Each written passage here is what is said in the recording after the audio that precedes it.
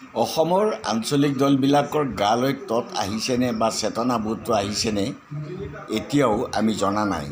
যিহেতু আমি যদি আঞ্চলিক দলৰ প্ৰশ্নটো ৰাইজৰ মাজলৈ আনিবলৈ বিচাৰোঁ, তেতিয়াহ'লে আঞ্চলিক দল বুলি ক'লে আচলতে AJPকেই বুজা যায়। প্ৰফুল্ল মহন্তৰ দিনৰ সেই AJP আৰু পৰৱৰ্তী আমাৰ কেশৱ মহন্ত, অতুল বৰাৰ যি ৰাজনীতি, সেই ৰাজনীতি আজি আঞ্চলিকতাবাদৰ তাৰ অস্তিত্ব পাবলৈ নাই। যেনেদৰে পাবলৈ নাইকিয়া আজি বড়োলেণ্ডত প্ৰমোদ বড়ো আৰু হাগ্ৰামা, এওঁলোকৰ যিখন আমি ৰণ দেখি আছোঁ, আৰু তাৰ মাজতে প্ৰমোদ বড়ো আৰু হাগ্ৰামাক তোষামোদ কৰি হিমন্ত বিশ্ব শৰ্মাই BJPক এতিয়া বড়োলেণ্ডৰ পৰা বিজয়ী কৰিবৰ কাৰণে আপ্ৰাণ চেষ্টা কৰি আছে।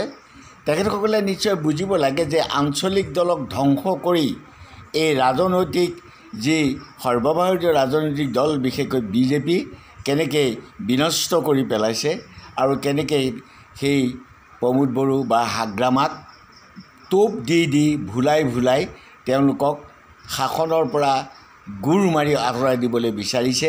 ঠিক তেনেকেই অসম গণ পৰিষদৰ অতুল বৰাহঁতেও আমাৰ হিমন্ত বিশ্ব শৰ্মাৰ লগত লগ লাগি যি এতিয়া জাতীয়তাবাদক নিঃশেষ কৰিলে আৰু অসমৰ অস্তিত্বক এতিয়া কেৱল মাত্ৰ BJPৰ খপ্পৰত ৰাখি অসমৰ অস্তিত্ব ৰক্ষা কৰিবলৈ ওলাইছে, আৰু তেওঁলোকৰ নিজৰে অস্তিত্ব শেষ হৈছে।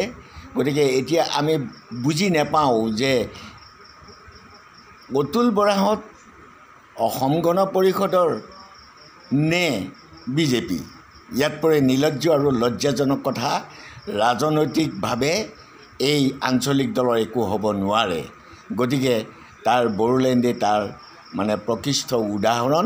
গতিকে এতিয়াও অসমবাসী ৰাইজে অনুভৱ কৰক যে আজি জাতীয় দলৰ নামত যি বিশ্বাসঘাতকতা কৰি অতুল বৰাহঁত, কেশৱ মহন্তহঁতে যি BJPৰ ছত্ৰছায়াত নহয়, BJPৰ ভৰিত লালন পালন হ'বলৈ বিচাৰি আছে, ভৰিত ধৰি, আৰু জাতীয়তাবাদক শেষ কৰি আছে।